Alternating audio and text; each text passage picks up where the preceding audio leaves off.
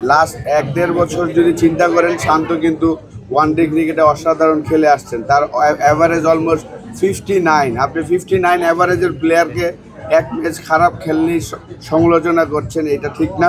খারাপ খেলি নাই আমরা, কারণ হলো আমরা যাওয়ার আগে প্রিপারেশনটা কিন্তু অতটা ভালো ছিল না। আমাদের চ্যাম্পিয়ন্স ট্রফিতে আমরা খেলতে গিয়েছি 50 ওভারের খেলা, কিন্তু আমরা লাস্ট 40 দিন কিন্তু আমরা T20 খেলেছি, 120 বলের খেলা খেলেছি।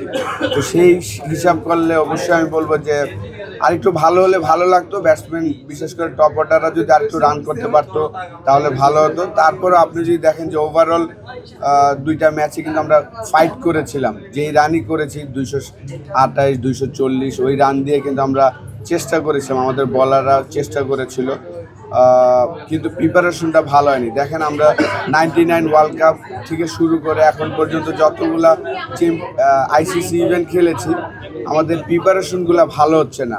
যে যাওয়ার আগে যে আমাদের 50 ওভারের খেলা একদমই খেলি নাই, তো ওইসব চিন্তা করলে আমি বলবো যে প্রিপারেশন ছাড়া যতটুকু খেলেছে আলহামদুলিল্লাহ ভালো খেলেছে। ভাই অধিনায়ক শান্ত বারবার ব্যর্থ হচ্ছে এবং ঘরোয়া লিগ সবচেয়ে বড় যেটা বিপিএল এ 8টা ম্যাচ যাকে দিয়ে পানি টানানো হয়েছে, এরকম একটা কথা বলে দর্শকরা, যে তাকে অধিনায়ক করে আসলে চ্যাম্পিয়ন ট্রফিতে খেলানো, এই বিষয়টা আপনি কোনভাবে দেখেন?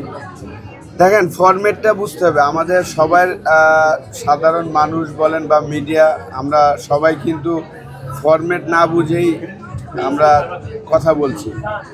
লাস্ট ১-১.৫ বছর যদি চিন্তা করেন, শান্ত কিন্তু ওয়ানডে ক্রিকেটে অসাধারণ খেলে আসছেন। তার অ্যাভারেজ অলমোস্ট 59। আপনি 59 অ্যাভারেজের প্লেয়ারকে এক ম্যাচ খারাপ খেললেই সমালোচনা করছেন, এটা ঠিক না। T20-তে সে ভালো খেলে না, ওইটা আলাদা বিষয়। ওয়ানডে ক্রিকেটে কিন্তু সে ভালো খেলছেন। তো আমরা সাধারণ মানুষ এক একটা ফরম্যাট ভালো না খেললে আরেক ফরম্যাটে আরেক সমালোচনা করি। তো আমার উচিত যে আমরা সবাই যেন ফরম্যাটগুলো বিবেচনা করে কথা বলি। শান্তর এই ওয়ানডে ফরম্যাটে কিন্তু তাকে সমালোচনা করা উচিত না। বিশেষ করে মাহমুদুল্লাহ, মুশফিক দুজন সিনিয়র খেলোয়াড় বারবার ব্যর্থ হচ্ছে। মাহমুদুল্লাহর কথা বলছেন, আপনি খেলাই দেখেন না, এইটাই হলো বড় প্রবলেম। এক ম্যাচ আগে চারটা ইনিংসে সে 50 করেছেন, 98 নট আউট। তো 4টা ইনিংসে একটা ছেলে আপনার 50+ রান করছেন, আর একটা ইনিংসের জন্য আপনারা বলছেন তার রিটায়ার করা উচিত।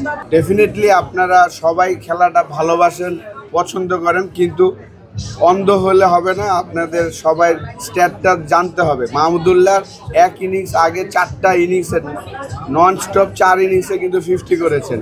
তো এক ইনিংস খারাপ খেলার পরেই যদি সমালোচনা করেন তাহলে তো হবে না। সামনের ম্যাচগুলোর জন্য বাংলাদেশের সম্প্রতি একটা বিষয় দেখেছি, আফগানিস্তান আমাদের থেকে একটা সময় খারাপ খেলতো, তারা ডে বাই ডে উন্নতি হচ্ছে, কিন্তু বাংলাদেশ দল একটা ম্যাচ যখন হেরে যায় তখন বলে যে আমরা আরো কিছু শিখবো, এখান থেকে অনেক কিছু শিখার আছে, কিন্তু এই শিখার শেষটা কখন শিখবে? দেখেন, আফগানিস্তানের কয়েকটা কোয়ালিটি প্লেয়ার আছে, এবং আপনি দেখেন যে তাদের শুরু থেকে, আফগানিস্তানের ক্রিকেটের শুরু থেকে এখন পর্যন্ত মোহাম্মদ নবী কিন্তু খেলছেন, এবং তাকে নিয়ে কিন্তু কোনো সমালোচনা হয় না। আমাদের দেশে কিন্তু এক ম্যাচ খারাপ খেলার পরে আপনারা পাগল হয়ে যান যে কবে সে রিটায়ার করবে। তো আমাদেরও দোষ আছে। আমি মনে করি যে আমাদের যারা দায়িত্বে আছেন ওনারা যদি ফরম্যাটটা ভাগ করতে পারতো, আপনাদের মতো আমিও মনে করি যে আমাদের যারা দায়িত্বে আছেন, বিশেষ করে যারা লম্বা সময় সিলেকশনে ছিলেন অতীতে, তারা এই ফরম্যাটটা ভাগ করতে পারেনি। যারা টেস্ট প্লেয়ার তাদেরকে টেস্ট প্লেয়ার হিসেবে সুযোগ দেওয়া উচিত ছিল, লাইক নাঈম ইসলাম, তুষার ইমরান, শাহরিয়ার নাফিস, এই যে প্লেয়ারগুলা, এগুলাকে আমরা ইউজ করি নাই টেস্ট ক্রিকেটে। আপনি যদি দেখেন যে হোয়াইট বল ক্রিকেটে আমাদের আফগানিস্তানের ক্রিকেটটা যদি দেখেন, তারা 7 বছর হয়েছে টেস্ট স্ট্যাটাস পেয়েছে।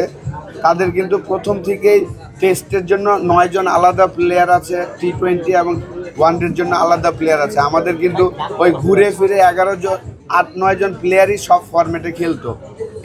এই জায়গার জন্য আসলে আমরা ইমপ্রুভ করতে পারি। দেশ জুড়ে তোলপাড়, ওয়ালটন ফ্রিজ কিনে হতে পারেন মিলেনিয়ার। এছাড়াও রয়েছে লক্ষ লক্ষ টাকার ক্যাশ ভাউচার সহ কোটি টাকার নিশ্চিত উপহার।